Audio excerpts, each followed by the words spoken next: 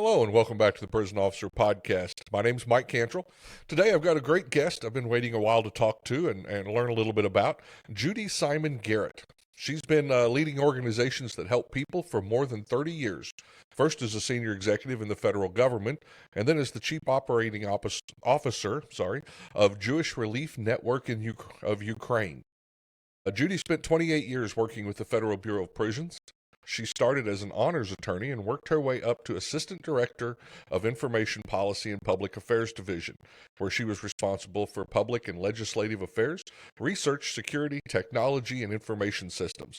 Judi spent a year as the acting deputy director of the Bureau, which at that time had a staff of 35,000 employees and a budget of $7 billion. Over the course of her career, Judi has had the privilege to work with the most senior government officials in this country and abroad on many complex and sensitive criminal justice issues, including the death penalty, Guantanamo Bay, solitary confinement, and treatment of sex offenders, substance abuse treatment, female offenders, sentence reform, rehabilitation, reentry planning. Judi's interest in corrections started when she worked as a correctional officer in her first job out of college at a medium security men's prison outside of Detroit, Michigan. Judi's honored to serve in her current role where she makes use not only of her management skills but also of her Hebrew language skills acquired as a child when she lived in Israel for several years. She has a law degree from Washington University in St. Louis and a bachelor's degree from the University of Wisconsin-Madison, and she is most proud and grateful for her 6 children. Absolutely. Well, Judi, I've been waiting a long time to talk to you, and we shook hands a few times when I was in D.C., but I don't think we ever got to sit down and really truly meet each other. So welcome to the Prison Officer Podcast.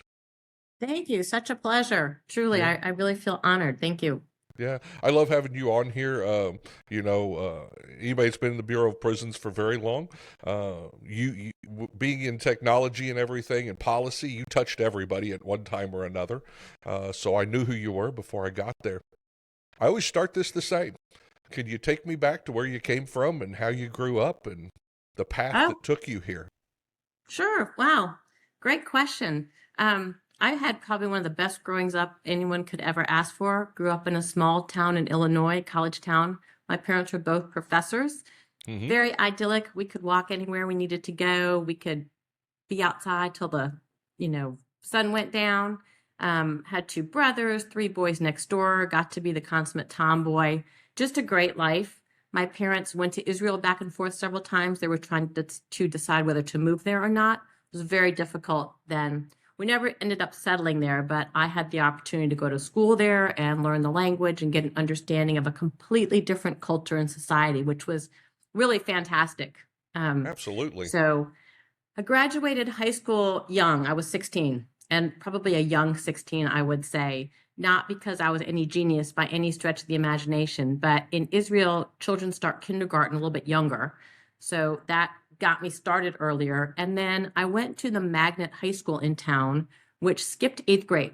So you went 7, 9, 10, 11, 12. So, excellent. And that was really important to me. I went there for that purpose. I was in a huge hurry. Where I was going, I don't know, but I was in a hurry to get there. So I graduated high school early. And at that time, there really wasn't a gap year. There wasn't much to do. So I went off to college, University of Michigan. Didn't do great, struggled a little bit, I will say, for a whole variety of reasons. Ended up leaving for a semester, then transferring ultimately to University of Wisconsin, graduated from there with a wonderful degree in sociology that was worth not much. Learned a lot, but didn't have much real world application. Wanted to go back to Michigan to my then boyfriend, later husband, who was still there, had played football there. So I took a job with the state. I thought I was going to be a probation officer. I had been interested in criminal justice, spent some time at the Juvenile Detention Center in Madison, Wisconsin, which was a fascinating experience. Took the civil service exam, state of Michigan, thinking they'd make me a probation officer. I was 20. I had a college degree. I was, feeling like I was pretty qualified to be a probation officer. They weren't hiring probation officers. So they wrote me back a nice letter that said, we would love to have you. You could work at Huron Valley Women's Facility, Huron Valley Men's Facility, which is maximum security, or a men's medium security facility. I was actually in Israel with my mom when the letter came and my dad read it to me. And I said, I didn't sign up for any of that. Right. And he said, do you need a job? I said, yeah. He said, well, which one are you taking? So, because in my family, when you graduated high school, you found somewhere else to live, Right. you know? Right. So especially after college. So I Yeah. took the job, medium security men's prison outside Detroit. It was the Western Wayne Correctional Facility. Best experience of my life in many, many ways, I would say. And I've got to rest is ask you, history. so you had an option of juvenile, female, or male. What made you pick the No, I male? had Oh, max men, maxed men. Okay. medium men, or female. Or female. What made Yes. you choose going to a male prison instead of a female prison? I was terrified of a female prison. Yeah. I grew up kind of a tomboy, had Okay. brothers, boys next door, knew enough to be a little bit afraid of what a women's facility would involve in terms of the emotional dynamics, the relationships. I learned about it in college to some extent. Learned that for women, going to prison is more traumatic in some ways because of all the social structures that are broken that they leave behind and that they try to recreate in prison. Yeah. And so there are relationships there amongst the inmates that you don't know about. And so Sure. you step into what seems like a fairly mundane discussion argument about something not significant. And boy, you have just stirred up hornet's nest. Yeah. And I thought, given who I was, where I was, I probably wasn't sophisticated enough to manage those situations. And Well, I was definitely right. That's cool that you learned about that in college, that they actually talked about that. Corrections gets glossed over normally in college, it seems like. So cool. It was a great program at University of Wisconsin. They had some really prominent criminology professors, and we did some great readings and spent some real time understanding the dynamics of the prison environment from the perspective of the inmates, of the staff, of the community. And so I was paying attention. I missed a lot in college, but I was paying attention to that. So you go to work at a men's facility, medium. Tell us about that. The way it was structured at Michigan Department of Corrections at the time, I think was phenomenal. So you did 1 month on the job training, then you went away for 2 months to Lansing for training, and then you went back for another month. So it was 4 months where you were rarely by yourself. You Nice. had the opportunity to shadow senior staff, learn from them, watch from them, do a little bit of things, but really get to observe. And Right. I thought that was just absolutely phenomenal. The state was going through a major overhaul. I'm sure it was necessary. I don't actually know the history before that. They were trying to professionalize their staff. They were hiring a lot of college graduates. The facility that I went to had recently converted from the Detroit House of Corrections to a state facility. It wasn't really designed to be a state facility. It was a lot of open dorms. You now had medium security inmates in there. There was a cell house as well, but it was a pretty rough place. It was very old. Walked in the first day in my uniform, very appropriately to me, had my hair up in a ponytail with a ribbon on it. And I walked in, and the associate deputy warden pulled me aside as we were all passing through the Sally Port and said, "Excuse me, who are you and why are you here?" And I said, "I'm an officer. This is my first day on the job." And he said, "You look like a baby." "Thanks, sir." Wow. Great. Boy, that really inspired some confidence going in those gates. I can tell you that. I will say so we did rotations through all different housing units, yard, education, visiting, etc. Some Right. I liked better than others. Didn't particularly care for the visiting room. I was on morning shift, which was great. Showing up for work at 5:48 in the morning was not great, but being a little afraid of the dark, wandering around that place when it was dark was not appealing to me at all. Right. So I was glad to be on day shift. I don't actually remember too much about that first month. I remember a lot about the training in Lansing, which I thought was really excellent because it filled some really important voids for me. How do you talk to people? How do you stand in the chow hall? How do you respond to a challenge? Putting on handcuffs and locking cell doors with the big Folger Atom keys, all that stuff. Yeah, that was important, but I could have figured a lot of that out just by watching. What I really needed to be taught and to practice was all the interpersonal dynamics. Yeah, I did not absolutely. have a lot of experience dealing with middle-aged Black men from Detroit. That was the Yeah. inmate population predominantly. And I will say that was the staff members predominantly as well. There were a few women, not a lot. I was the only white officer in the place. Oh, wow. Um, Unfortunately for me, there had been a white staff member there at the time. She was an what they called an assistant resident unit manager, Hmm. kind of a senior case manager. She had been badly assaulted and was not actually working at the time. She shared the same last name as me.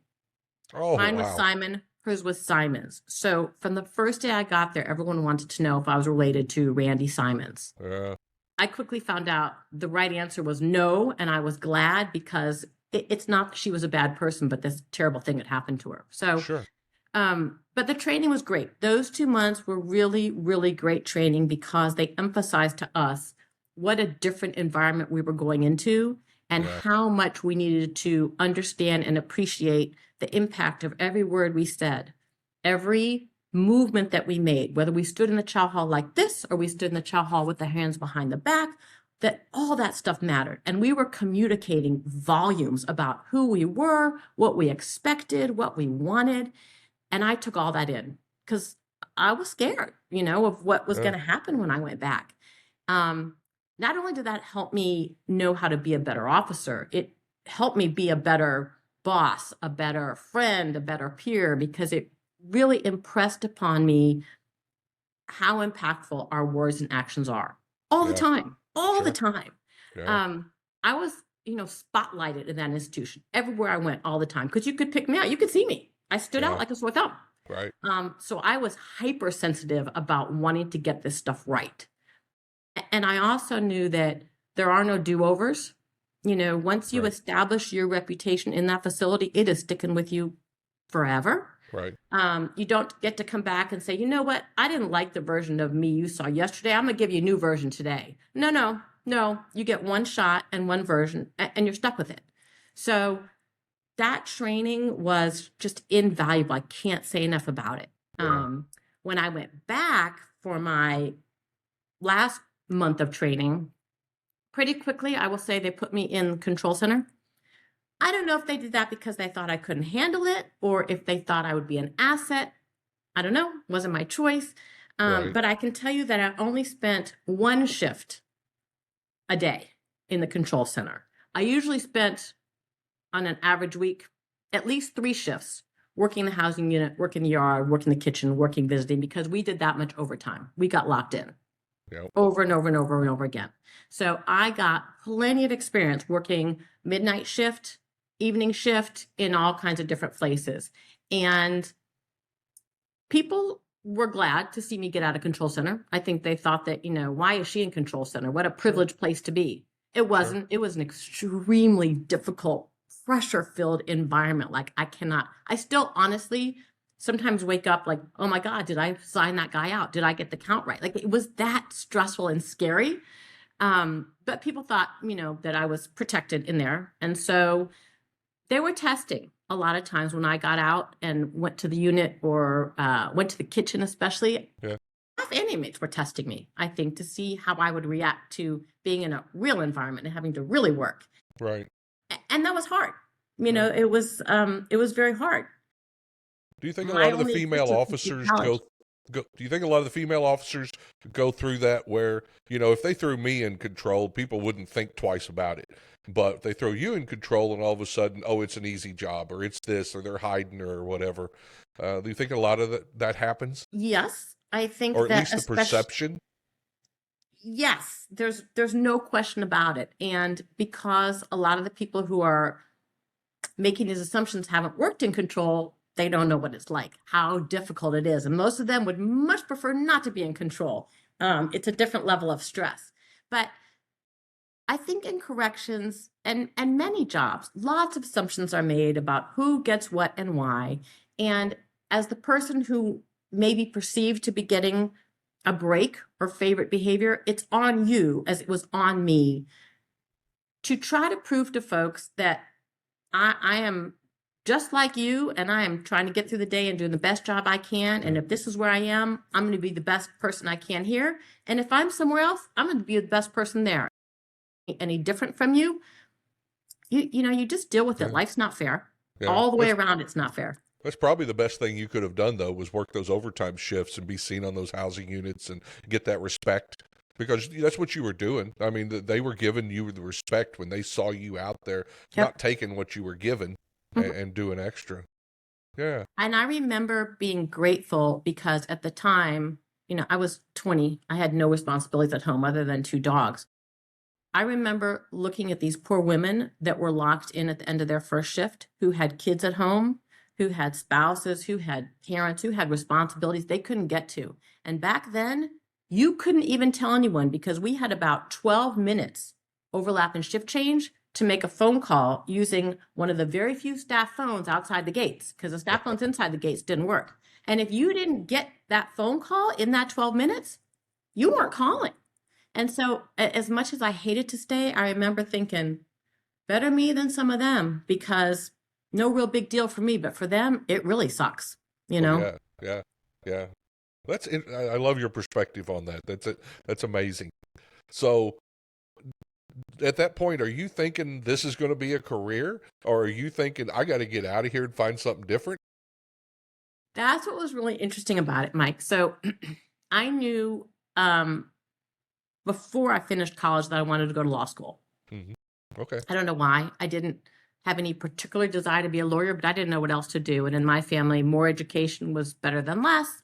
And I figured I'll go be a lawyer. It is a profession. I can do it after 3 years. Sounds good. My father said, that's a great plan and I will help you, but go in the real world first. Get some real world experience. I don't want you just to go on to college, on to law school.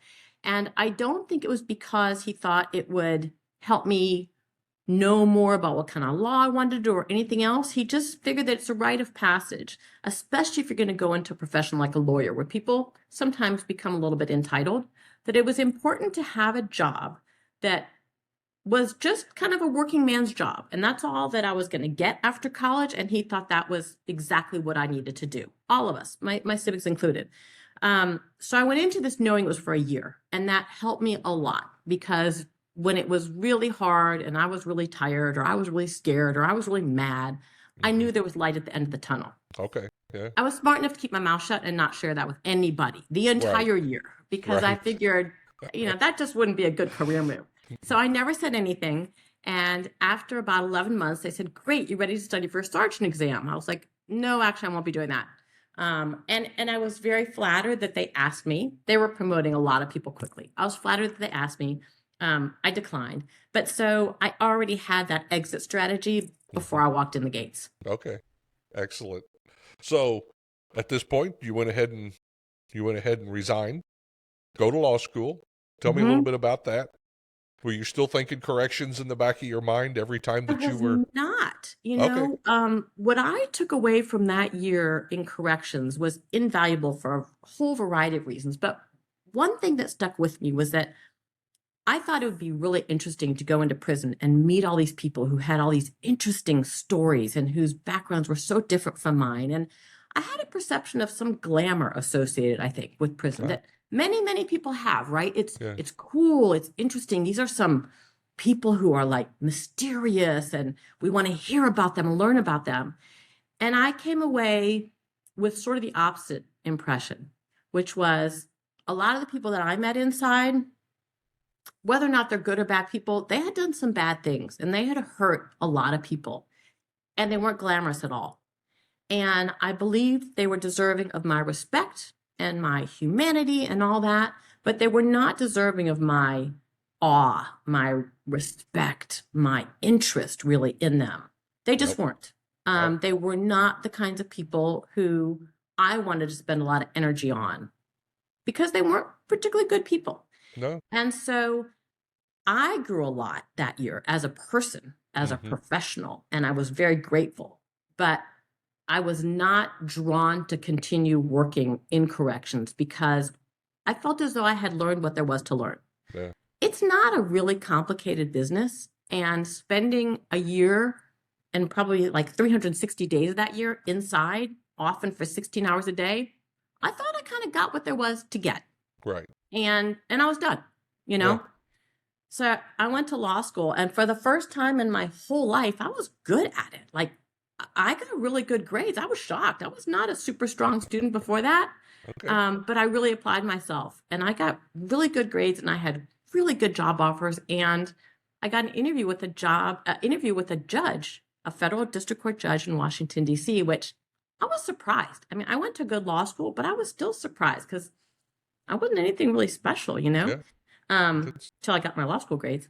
So I went to interview with him, and boy, I was prepared. You know, I had really prepared myself for this interview. I had worked at two big law firms over the summer, and I felt like I had a fairly good grasp of what he was going to ask me. Only thing that man wanted to know about, what was it like to be a prison guard in a men's prison? And I was like, wait, what? I kind of expected it because my law school interviews with firms had kind of gone that way, but I thought, these are just lawyers. Like, okay, they're not that sophisticated. The judge, I thought, would want to really ask me more law-related questions, or I don't know what. Nope. I That's really interesting. wasn't there because I had great law school grades or because I had had these great jobs. I was really there because he wanted to meet what kind of crazy woman would go work at a men's medium security prison at 20 years old. Wow. Okay, I'll take it. You know, Yeah. you take what you can get. Great interview. He was a Reagan-appointed, very conservative judge, actually had before him pending a class action lawsuit from the Bureau of Prisons, women inmates suing the Attorney General. And he had really kind of avoided the case because it just wasn't interesting to him. Yeah. But he really wanted to talk to me about it.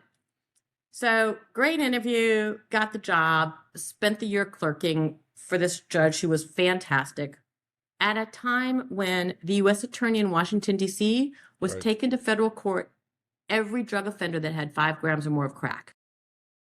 It was crazy. The judges were furious. We spent our days in criminal trials, not what federal district court judges are used to doing. He was not happy. Yeah. He wasn't happy at all. But he wanted to try to move some of the other cases. So he wanted me to handle this BOP case, since I should know something about it, having been a correctional officer. So that was interesting. I worked with him on a little bit, you know, or a lot, I guess. And as the clerkship was coming to an end, he asked me and my fellow clerk, what were we going to do, you know? And I had spent all of my law school time working at big law firms, and I hated every one of them equally. It just was not something I wanted to do. And I was very concerned that to succeed at a big law firm, I would have had to work a huge number of hours, and it would get in the way of doing what I really wanted to do in my life, which was get married and have kids. And I wanted to be involved with my kids, and I didn't want to be at work till 8 o'clock every night. So I was really kind of stuck for most of the year trying to figure out what to do. And my co-clerk, who had graduated from Yale Law School, was in the same boat a little bit. He didn't really want to go to a big law firm either. So the judge said to both of us at some point, go work for the Department of Justice. At least start there. I think you guys will find it interesting and rewarding, and neither one of you have enormous student loans that you have to pay. So give it a shot, you know? Right. So my co-clerk and I are filling out the application for DOJ, and all of a sudden I'm like, oh, there's a Bureau of Prisons slot here. That might be interesting. Maybe I should check that. Maybe I'll have a leg up there because it's a super competitive process, right? I thought, Sure. help me get the clerkship, maybe help me get a job. Sure enough, BOP calls and says, do you want to come, you know, interview and work for us? Yeah. Well, I did. I wonder, you know, you're talking about that judge. I wonder how much different our judicial system would be if every judge did what you did and spent a year in corrections before they became a judge.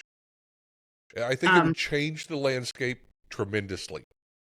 Well, it's interesting you raise that because that whole year I said to the judge, don't you think you need to learn a little bit more before ruling on this case? Because he had before him a motion for summary judgment. He was basically going to had the potential of deciding the case on paper. And I said, there's a lot you don't know about this, judge. I said, there's a lot I don't know because this is about female inmates, and I don't know that much about female inmates, but maybe you should learn more about it. Maybe we should go to a prison. After all, we had a deer hunting case that was super interesting in Fairfax County, and we took a field trip to go to see where they were going to hunt deer because he wanted to understand all the different angles, people were going to be shooting, who might get hurt. We spent a whole day, right, traipsing around this park where they were going to shoot deer. I said, let's go traipse around a prison, Judge, because I think it will help you. No, absolutely not. I said, why not? I don't want to go. I don't have the time. He said, it's far. I said, Judge, come on. Prison's not that far. I think it would be important. Nope. No interest. Now, this is during a time when he was sentencing people to prison on a weekly basis. Highly unusual. So much so, he was so affected by it that in one case, he suppressed the evidence. Now, this is a Reagan appointee, conservative. He suppressed the evidence and came back to Chambers and said, I couldn't do it. I said, I know. He said, but for the grace of God, that was my daughter in that courtroom. She had taken a bag of drugs in New York on the bus down here to DC to hand it to somebody. She couldn't get out from the mandatory minimums because she couldn't give substantial assistance because she didn't know anything.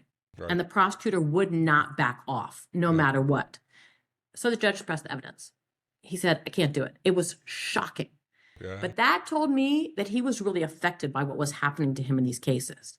He did not want to go to prison because he didn't want to see where people were going. He was afraid. He was afraid, Mike, that he would see something that would be so disturbing, especially because he'd read these pleadings, right? He'd read the pleadings in the case. He was so concerned that he would be so affected that it would make it difficult for him to sentence, even more difficult. So he wouldn't do it. He wouldn't do it. And I think that's not unique. I think many judges feel the same way. They know it's a necessary part of the criminal justice system for people to go to prison. They don't necessarily want to see it. Right? I think it's the public as a whole. The public, the way I talk about it, the public gives up some of their treasure to have other people go do this, right? The sheep and the wolf and the sheepdog. As long as they don't see the wolf, that's all they care about. But somebody's got to go take care of the wolf, Well, there's two things about that. One, I got him to go. So once I was at the BOP, I convinced him. And he came away feeling so good. And that was a huge credit to the Bureau of Prisons, right? Yeah. He came away and said, prison is difficult. It is. And he said, but it's punishment. I said, it is. He said, but I don't think people are being punished when they're there, aside from the fact that they are being imprisoned. And in the Bureau of Prisons, we say people are there as punishment, not for punishment. And the judge came away and said, I see that. I see staff who are treating people like human beings. I see staff who understand these people will one day return to the community. I see people who are professional. And I see that prison is a rough place to go. And so I want to be very thoughtful about that and not send people for way longer than they need to be, however that might be defined. But I feel much better. It's not like sending people off to some abusive, horrific place. Now, he went to women's prison. He didn't see every prison in the BOP, but I think he got a good sense. And it was really gratifying as a BOP employee by that time for him to see that. But the flip side, to your point about people going into prison, when I was chief of congressional affairs, and probably later also, every so often we'd have a group of congressional members who wanted to go to prison. And they wanted to go spend the night so that they could understand what prison was like. Right. And then have that inform their decision-making, policy-making. And I said, absolutely not. And I said, we would love to take you on a tour. Anytime, anywhere, you tell me, we'll be there. And we can spend all day touring, and we would love to do it. You cannot come spend the night in prison. Right. Because they would come away then and say, I lived in prison for a day. I know what prison is like. Yeah. And that would have been the most problematic, frustrating, dishonest. Yeah. Because they would never have experienced what prison is like. right? So people come away from a tour, they can't say, I know what it's like. But if they spent the night, they would say, I know what it's like. And you and I both know very well that having a member of Congress come spend the night in prison in the completely artificial situation that we would create to keep them safe is nothing like what it's like to really be in prison.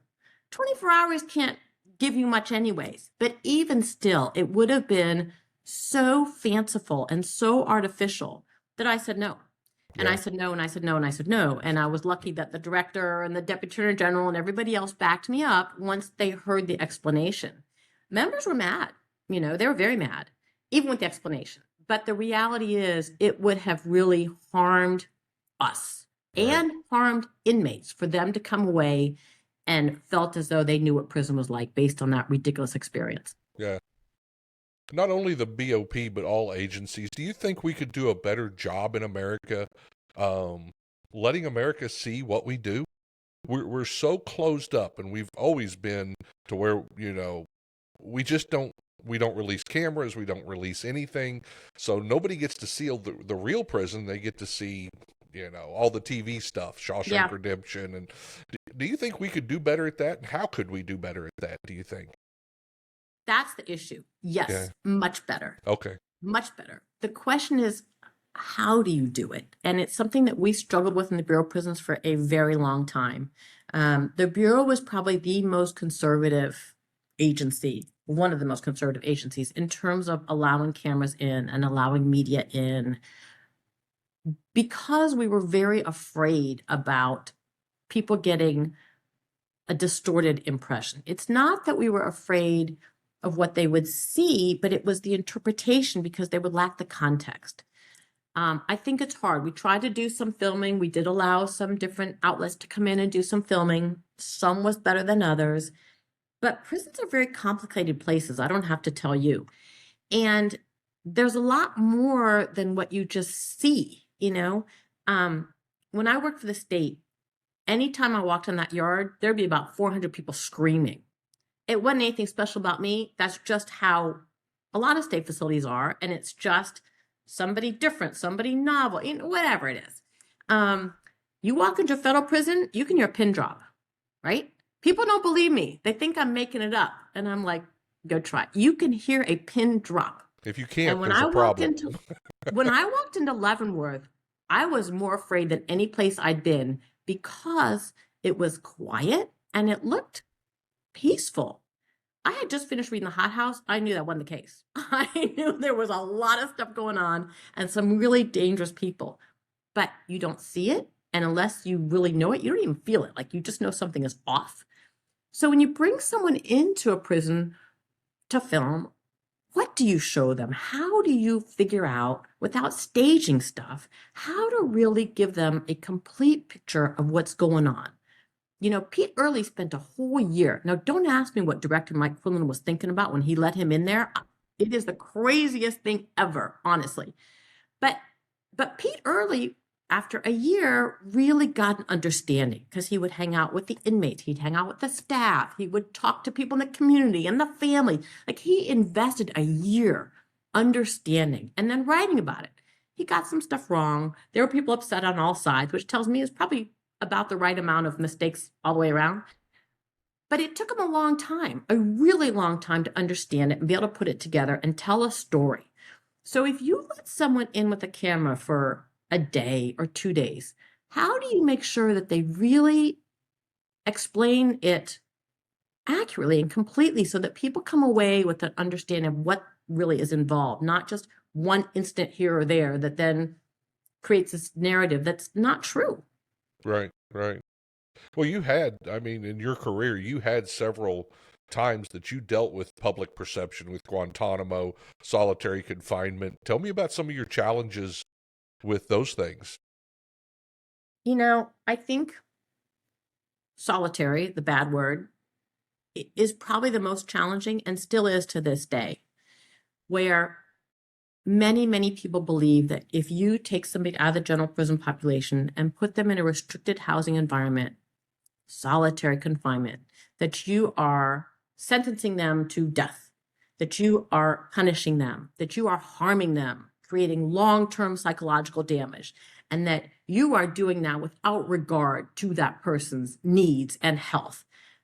In my experience, that is very far from the truth. Very far from the truth.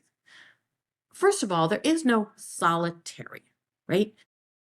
Maybe sometime in the history of this country, we would open a door and throw someone down a chute and close the door and never see them again. Mm-hmm. But that doesn't happen in any Bureau of Prisons facility. And I would challenge that doesn't happen in any state facility either. Restrictive housing is a prison within a prison. It's not pleasant. It's challenging. You can talk about the ADX as a permanent solitary confinement where people are confined 23 hours a day in their own cell. It's still not solitary confinement. They're seeing staff all day, right? They might be talking to them through a glass window, but there's no solitary. The more we isolate somebody from the general population, the more staff time and resources we devote to that person. We have to.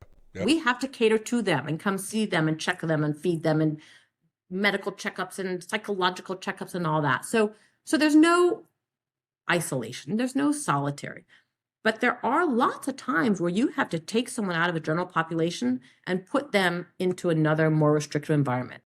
Very often it's for their safety as much as anyone else's safety. Believe it or not, as you know, there are lots of times when an inmate wants to get out of that general population and go to a more restrictive environment. Yep. Particularly in a high security institution, it is extremely stressful to be in general population. Mm-hmm. You got another person in your room, sometimes two, but usually one, almost always one. We try to put people together so that, if there's any idea of suicide or anything else, there's someone else there. So you're going from living in this little bitty place with another person where you are never by yourself, never, ever, ever by yourself. Even as a staff member, you're never by yourself. That's stressful. That's this low grade stress. So a whole lot of times there are inmates who want to get some peace and quiet by themselves and want to go in restrictive housing. They want to get away from the being around people all the time in the stressful environment of a general population. So that's one thing. It's not always a negative to get pulled out of general population and put in restrictive housing. Most of the time in restrictive housing, you still have a cellmate. We work really hard to give you a cellmate. Again, don't want you committing suicide. It's a lot harder to do if someone else is in there. Yep. Don't want you to, have crazy ideas. Don't have the space. So very often you got another person in there. Sometimes you're by yourself, depending who you are. But it is even if there's another person in that cell, the restrictive housing unit is much more quiet, much more orderly because everyone is in their space. You're not mixing and mingling around. It's less stressful in a lot of ways. Less violence. It is a much less stressful environment in a lot of ways. And you get medical, and you get psychology, and you get religious, and you get law library. You get what you need. You just don't get it in the same kind of way. All that just took me a really long time to explain to you, and prison. So when we're trying to explain this to people on the Hill and in the media, you don't get all that time, right? You get like little sound bites. So the challenge is trying to put all that into a few coherent sentences that will cause people to pause and maybe want to learn more. Right. It's hard. It's hard. They don't have the context. They want to point up psychological studies. The biggest problem with that study is they want to compare what it's like for someone to go from the street to isolation, as they call it, solitary. Right. That's not what we're talking about. We're talking about going from a prison environment to a more restrictive prison environment. The delta there is much, much smaller than going from a community to special housing. So people who are looking at this stuff, imagine what they would feel like going from their house or their apartment to restrictive housing. Right. But that's not realistic. That's not what we're talking about here. So it was really hard to try to get people to understand this stuff. And people want to ascribe lots of negative motivations to prison staff. We all know that. Yeah. Guards are bad people. They're out to hurt people. They don't care. They're jaded. They're this and that. They're skeptical. So trying to get people to listen long enough to consider some of these points is difficult. The other reality is there are some people who are really dangerous, bad people. And for the good of everyone else, they just can't function in group environments. And so it is just necessary for them to be restricted. And as harmful as it may be, I don't know, but it could be if you're in there for a really long time and you're already not exactly thinking like everyone else. That's a cost that we have to accept, because it's much more important to protect the safety of those people who have done no wrong, those staff members who are responsible for caring for the rest of the inmate population. Yeah. We have to protect them. And so there are times when we've got to just pull someone out and put them over here, and it's a timeout. I will never forget when I was an officer, we had an inmate. We had several, but one in particular who was doing natural life. Mm-hmm. He was a scary person based on his criminal history. Sure. And I was very conscious of the fact that he had absolutely nothing to lose. There was no death penalty in the state of Michigan. Yeah. If he were to seriously assault me or anyone else, what's going to happen? He's going to get another natural life sentence? Yeah. What happens? So there are people that, and they don't have much to lose. And so having that ability to restrict people at times is absolutely essential. And we've seen around the country what happens when you take it away. You can look at New York State, you could look at other places that have removed that tool. It's a huge mistake, but it is a difficult subject for people to understand. There's no question about it. Yeah.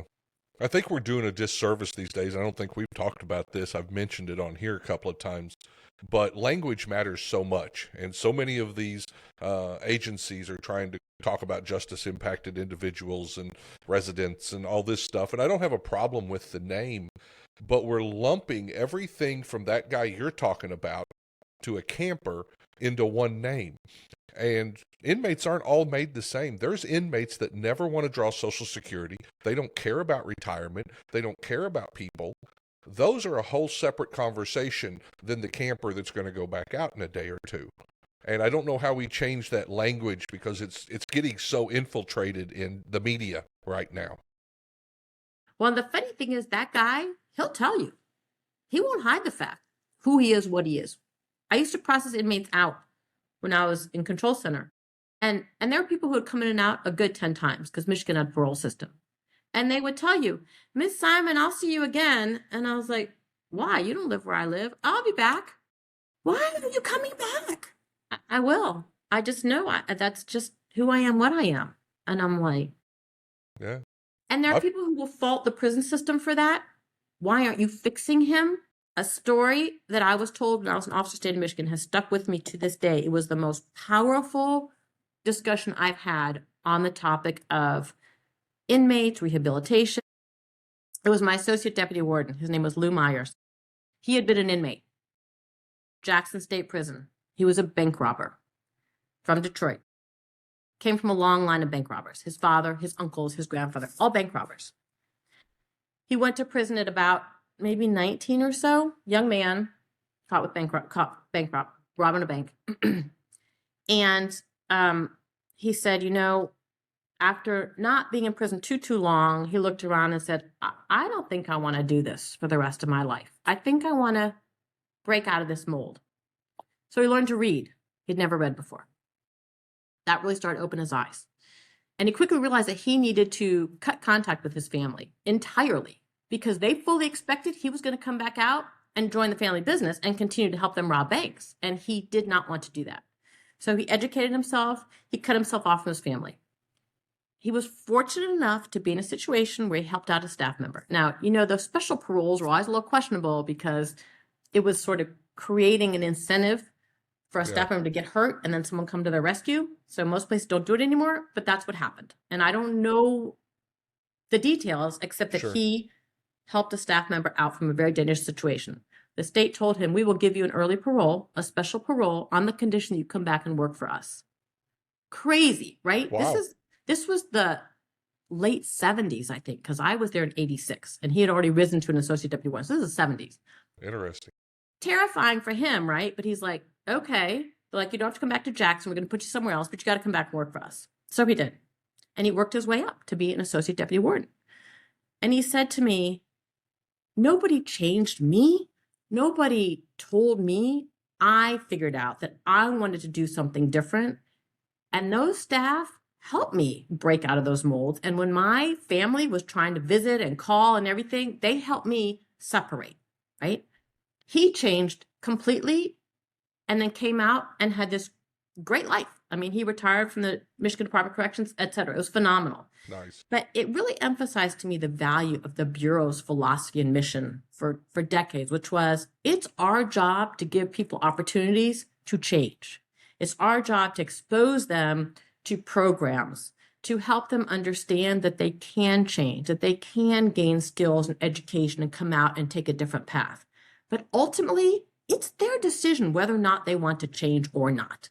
So to your point about different types of inmates, there are some who want to take advantage of those opportunities. And there are some who do not, who know very well they're going to go back out and make fast money. And that's what a lot of the inmates in Michigan told me. I'm going back out there and make fast money. I'm not going to work at McDonald's, and I'm not going to do this or that, and I'm not going to school. I'm going back to the drug trade, or I'm going back to fencing, whatever it might have been.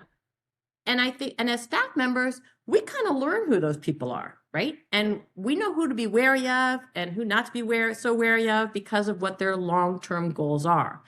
But as a system, we have to treat those people differently. Why would we waste taxpayer dollars on the person who has no interest? So a lot of that is lost today, where there's so much emphasis on holding the prisons accountable. Right. And punishing them, criticizing them for not fixing people. Yeah. So if your recidivism rate doesn't go down across the board, you're failing. And I would say that is not reasonable, that's not fair, and that's not productive. If what we're really trying to do is create a prison system that follows the mission of the BOP, which was keep people safe while they're inside, keep the staff safe, keep the community safe, and help introduce them to opportunities to come out and be a productive law-abiding citizen. That's what's expected of prison systems, not fix people. Right, right. I know that you're a big fan, like I am, of BOP history. Don't you think the BOP was kind of started a little bit different with that idea back then? Oh, started. The Bureau of Prisons created a lot of these ideas, and there's some phenomenal articles, yes, and books written about Sanford Bates. Exactly. And Yeah. It was founded upon the notion that we were going to do things differently, right, in the Bureau of Prisons. And throughout most of its history, that's exactly what happened, because unlike other parts of the federal government, that agency was led by a career civil servant. Yep. And the decisions and policies that were put into place were based on sound professional correctional judgment, Yeah. not whatever was the flavor of the day politically. Now, that's not to say that there weren't different emphasis at different points in time, but when Martinson came out with his work in 1974 that said nothing works, programs don't work, inmates can't be changed, etc., BOP didn't stop doing programs. We just started calling it something else. When rehabilitation was no longer in vogue, we just called it reentry, or we called it programs. The BOP kept marching along the same path the entire time, which was really based upon research and experience that show that if you can create a safe and orderly environment and have professional staff providing these programming opportunities, you're going to have institutions that look and feel differently, and you're going to reduce the recidivism of people coming out the door. And it worked. It worked, it worked, it worked. It did. You can look at the rates of recidivism, you can look at the level of assaults, you can look at the number of escapes, any measure you want. BOP knocked it out of the park for decades. And early on, they said, you're better funded. You're more well-staffed. You have a different caliber of inmates. None of that was true. By the time we hit the war on drugs in the late 80s, early 90s, we had far surpassed any correctional department in the country in terms of our crowding, in terms of our staffing, in terms of our funding, you name it. We were looking at increases in population of 11 and 12,000 per year, net increases. Yeah. That's like 8 prisons a year. There was double and triple the size of entire departments of corrections around the country. And you know what? We did it. We hired the staff, we trained the staff, we built the facilities. All the while, Congress is like, do it with less, do it with less, do it with less. You guys are taking up too much money. Your budget's growing too much. And we're saying, we aren't going out there and rounding up these inmates. Y'all are sending them to us. We have no choice but to keep them. So what do? we created triple bunks in a cell that had a double bunk. Whoever heard of a triple bunk bed? We did. We built them, right? I mean, we just did it. But it all went back to that foundation that we knew we were a professional organization. We demanded it of our staff. We expected our facilities to run a certain way, and we never backed off that, no matter what society threw at us, you know? And I'm so proud of it. I am so proud of what that agency did all those years. And those staff that put their life on the line, and some staff lost their lives on the line because of what we were asked to do by the American public, by the taxpayers, by the politicians. And we did it day in and day out. And not too many agencies can say that. At no time did anybody throw up their hands and say, we give up, we can't do this anymore. I mean, it was pretty remarkable. I go through that book, and this was written back when the Bureau started. You know, Sanford Bates is the one that wrote it, and his early push for staff training. You know, Remarkable. he was thinking so far ahead back then that a lot of agencies didn't catch up for decades on some of the stuff that he has in that book, and why we needed it, and why if you didn't start there, everything else failed. And so, yeah, I've always been a fan of going back and seeing how we became who we were.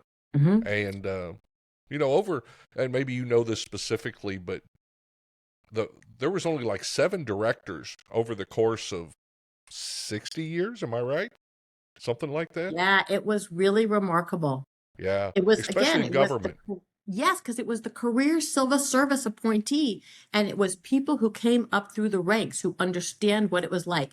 True, J. Michael Clinton was a lawyer, so he hadn't been an officer, but he had worked at various facilities. He had spent enough time to really understand the culture of the agency, so that by the time he worked in the director's office and then ultimately became the director, he understood prisons as well as anybody that had been an officer or anything else. He understood the agency. And a really smart person told me once, the BOP, we don't know exactly what it is that makes us so good. We know there's a lot of different things, but there's a magic to the BOP. And most people that go to our facilities understand that. He said, but we should be really careful about changing too many things too fast, because we might break that one piece that is really the key to the magic. And I think, you know, you ask different people over the years, what makes the BOP so special? And they sort of dance around and come up with different ideas, but I never heard someone say, this is the magic that makes us so special. Right. But I'll tell you what, whatever it is, it's eroding. It's eroding fast. And I think it goes back to your point of having that continuity of directors and letting one director have a lot of influence over who their successor is going to be. And that was always the case until Charles Sanders retired. And for the first time, they brought in an outsider. And it was a game changer. It was absolutely a game changer. There are people who liked and didn't like different directors over time, but I think throughout our history, you could stop just about any staff member of the BOP and say, hey, what's the mission of the BOP? And they'd give you a pretty good description. Now, there were some years when programs really struggled, when we were growing so fast and we had no money, and programs had to kind of take a back seat because, you know, you can't program in a facility that's not safe and orderly. So there were some years in there that you would have heard a lot less about the second part of our mission, but they knew it and they could recite it to you and they believed it. And that's the hallmark of a great organization in my mind, is that everybody's working towards the same goal. We all understand what we're supposed to be doing and we buy into it. I don't know if that's the case today. Yeah. I don't know. So let me switch gears here just a little bit. You have worked in this profession from correctional officer all the way up. You were assistant director for a long time, right? I love talking about leadership on here. That's one of the main things that I brought this podcast, so that we can share leadership across agencies and officers can start off with it. What is your leadership tip, trick, thing that you learned from that? I mean, from the beginning to the end, you had a career all the way from the bottom to the top. I learned so much about myself early on in my career, for which I am so grateful. Because I think people are born with certain traits that may make them a better leader, but I think they need to learn, and it takes time, about other people in order for them to be an effective leader. So I was fortunate enough to be able to sit in the back row and watch some great leaders for quite a while. Right. To try to put myself in their shoes and imagine how I might behave and see what's good and see what's bad. And I'm so grateful for that, because if I had gotten a promotion earlier on, I would have been hell on wheels. It would have been a disaster. No question about it. So the combination of watching some really, really good leaders and becoming a parent were critical for me. I have 6 children who are all very different from one another, all of whom require a little bit different approach. And some stuff works, some doesn't work. It taught me the importance of understanding the people that you're trying to lead before figuring out how you're going to lead them. Okay, because different situations require a little bit different, but you got to understand who they are, what they are, before you can build a connection, before you can lead them. 100%. People tend to follow leaders because they want to be connected to them in one way or another. They don't have to like them necessarily, but they have to see qualities in their leader that make them want to follow you, because it's very rare that you can get people to follow just because you tell them to follow. I mean, they might do what you say because they have to, but it doesn't mean they're really following and buying in. And who wants to be that kind of leader? So I wanted to be the type of leader that people wanted to do what I wanted them to do because they wanted to. They believed in it. So for me, it was really simple. Be of them, which is a long-winded way of saying be humble. Like Yeah. you're just like them in a whole lot of ways. You're more the same than you are different. So connect with them. Be humble. You're not all that. Communicate effectively, frequently, honestly, so that they know what we're trying to do, so that they will buy in. Don't just give them their little piece that they need to know to do their job. Give them the whole picture. Right. And get their buy-in to where you ultimately want to go, so they're happy to do their little piece because it's moving everything forward. Yeah. That was very, very important to me, so that people felt included. Now, I'm not saying that it's a democracy and we're going to have a vote and a discussion and all that, but I at least want to give you the opportunity to understand what we're trying to do and to say you want to be a part of it, and hope that you will join me and follow me. If you don't, you still got to do it. But Yeah. but I would rather it be the other way. So I think, and I never set out to be a leader, but I kind of liked it once I had the chance to do it. I'm not gonna lie, it's fun. Right. But it also can be intoxicating in a dangerous kind of way. And I see so often that people become more enamored with being a leader than actually accomplishing what it is they're supposed to be doing. So that's the other aspect of humility, constantly checking yourself. I would almost push back, because I think those people that it's not the people that have influence, like you were talking about, that get high on that. It's when it starts coming from authority. And then that's when I see those people grab onto it, and I can make things happen whether they want to or not. Because when we've got influence, like you were talking about, it is almost a team. Now, it's not a democracy, but it's Right. almost a team. Mm-hmm. Yeah. It doesn't work if it's not a team. I mean, you can try it and you might get a little ways, but not for very long, and it doesn't feel very good. And I had a really rough moment early on in my career. I will never forget. Lawyers aren't great teammates and aren't great leaders and aren't great managers. It took lawyers a long time to realize that, but now all big law firms hire people to manage them who aren't lawyers. Okay. So I had a lot of bad things I had to unlearn. But fairly early on in my career, I was really lucky to be given lots of authority and opportunities to do cool stuff. And so I was convening a meeting and the director was there, right? And a lot of senior people, more senior than I was.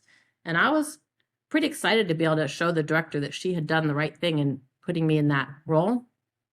So I was chairing this meeting, and I'm going to tell you what, Mike, if you went longer than I thought you needed to go and you were going down a direction that I didn't think you needed to be, well, I was just going to cut you off, because I was going to manage that meeting and make sure we stuck to our time and show the director that I was a good leader and I could. Let me tell you what, I don't think I was back in my office before I got a phone call that basically was like, if you ever do that again, your career's over. I honestly was so far gone, I didn't even know what they were talking about. I Yeah. had no idea. That's how much I didn't know about being a leader. And I don't think I was unique. I was young. I had never led anything before, never kids. And I really thought it was just about being in charge and telling people what to do and asserting authority. And boy, was I wrong. But I'm grateful. It got corrected within like 5 minutes. Yeah. I Yeah. mean, it was good. That's cool. One thing I didn't know about you, and I want to make sure we touch on this, is what you're doing now. So tell me Mm. about what you're doing in the Ukraine. It's pretty crazy, actually. I got to thank BOP once again. Okay. I was retired minding my own business, and I got a call from a rabbi that I had worked with when I was at BOP. Early on, I became the Jewish inmate expert because I'm Jewish, and I was in the part of Office General Counsel where we were handling a lot of legal issues. We had, at least at that time, one fairly renowned, very Orthodox Jew who was demanding a lot. And so they were always asking me, is this legit? Is it not legit? Half the time I had to go read because I didn't know. But from then on, I became kind of the Jewish inmate representative. And then as I moved up in my career, it really was in my wheelhouse. So I developed a lot of relationships with these rabbis, minding my own business. One of these rabbis gets a hold of me. How's it going? Fine, fine. What are you doing? I'm, working. And he said, this war in Ukraine is really terrible. It had only been going on for, I don't know, a few weeks at that time. I said, yeah. I'm thinking, what do you want? Because I know you want something. You wouldn't Right. be calling Right. me otherwise. And he says, you still speak Hebrew? I said, yeah, not often, but when you learn a language as a child, it's still with you. And he said, well, would you do me a favor and help me out for like just a couple of weeks? And I said, yeah, what do you want me to do? Well, we're getting all this information. We're trying to set things up. Could you translate documents? Can you help me manage the information flow? I don't know exactly, but I know you're pretty good at organizing stuff. So can you help? And I said, okay. And he said, well, how many hours a week can you give me? I said, I don't know, maybe 20. I mean, I got a 40-hour-week job, but happy to help. Okay. I kid you not, in the next 24 hours, I probably had 200 voicemails and emails and WhatsApp messages. And I was like, wait, hang on. Whoa, whoa, whoa. What's going on? And he said, well, you said you'd help. I said, I will, but I have no idea what's going on here, who these people are, what they want. And he said, well, you'll figure it out. Just kind of work your way through. I was like, okay. So after about a week, I started kind of getting to understand what's going on. And he said, we're setting up this new organization. We need to hire staff. I said, yes, you do. He said, can you hire staff? And then you can step away. And I said, okay, but is there someone that can really give me the whole background? Well, no, not really. They live in other parts of the world and they're really busy. There's war going on and they don't really have time to spend a lot of time with you. But this is basically what we're trying to do. So can you just, do something? Okay. So I start trying to hire people. Now, it was a little difficult because I'm trying to hire people for positions I can't really describe for an organization that doesn't really quite exist. But I'm making it up as I go. So I'm doing Zoom calls, interviewing people. Pretty impressive people that are going to get paid like $250,000. And, it was kind of a big deal. And I'm thinking, okay. So I'm interviewing, and I'm sending all of the Zoom interviews to the people that are handling this in other part of the world. Because the rabbi that called me was here in the US, but he was just the go-between. And each time they're like, not exactly. So I'm like, okay, if you can share a little bit more with me about what we're trying to do, I might be able to hone in a little bit more. No. That went on for like a month. And in the meantime, I'm still working, like trying to help raise money and trying to write letters and trying to produce movies and doing all stuff to help them. After like a month, they're like, you know what, we don't like anybody, but we really like you. We really like it the way you're interviewing them. And I said, oh, that's great. And I said, well, okay, like, so can you come work for us? I said, well, yeah, but which job? Because I'm looking for an executive director. I'm looking for a head of communications. I'm looking for a fundraiser. So which job do you think about? Oh, all of them. Okay. I said, wait, hang on. I said, and by the way, I've never done fundraising.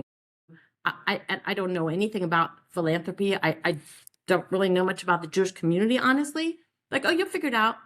Long story short, here I am. Now, I do have a couple people that work with me, for me, contractors and full time. Not a Yeah. lot, and I don't make $250,000. But it's been a phenomenal experience.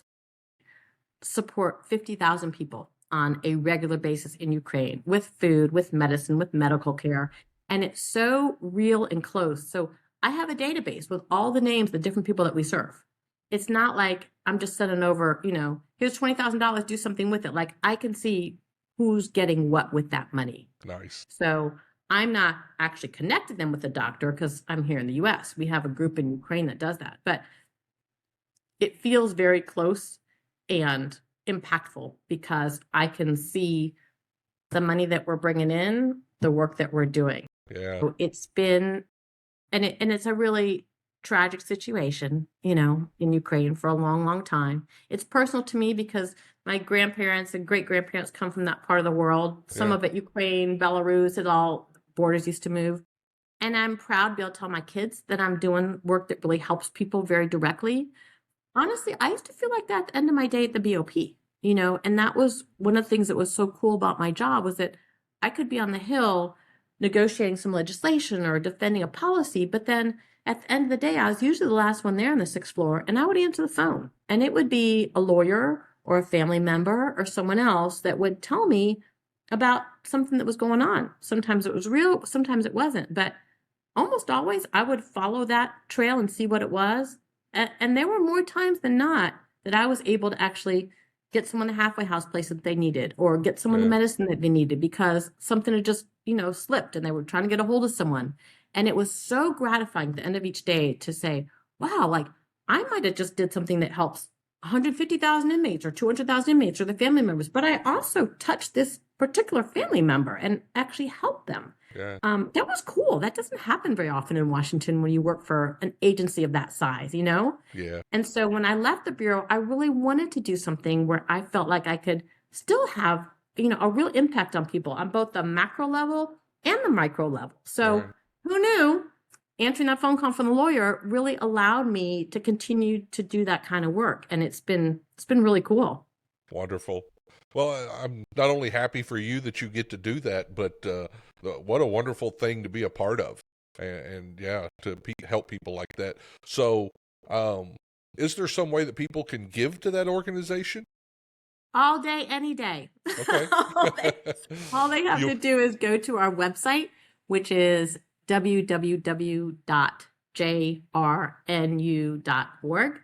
There's donate buttons, but before they get to that, hopefully they will see we post stories 3 times a week about what we're doing because we want to show people all the time that they're making a difference when they donate to us, that we are doing real things, and we try to share with them what's going on in the country also, so that while it might not be in the headline news every day, we can at least remind them that people are really suffering. It's really, really terrible. And again, I learned that from BOP, the importance of communicating to folks. And so we use that website religiously. And boy, is it paid off, because now if you search like help Jews in Ukraine, aid for Jews in Ukraine, we pop right up because we are constantly putting out stories. And so it's been really beneficial. Well, we'll put that in the show notes so that they can find that link there. I would love that. If someone wanted to get in contact with you, do you have an email or a LinkedIn, or where would you like? Yeah, I'm on LinkedIn for sure. That's probably the easiest way. I'm pretty good about checking my messages, and I'd love to hear from people, and I'm really good about responding. So anybody should feel free to reach out anytime on whatever it is. I'm pretty curious person, so I like to talk about whatever it is. And I hate to talk, as you can tell. So well, perfect. I'll put your LinkedIn link down there in the show notes also. I've waited a long time to have this conversation, and it was a great conversation. I thank you for coming on here. Thank you. It was really fun. I really, really enjoyed it. Really enjoyed it. And it's always nice to talk to somebody who shares my love for the BOP, because there's a lot of haters out there, and we'll stand against them. There you go. There you go. Thank you. Thank you. Such a pleasure. I really appreciate it. Absolutely. We'll see you later. Have a great day. All right.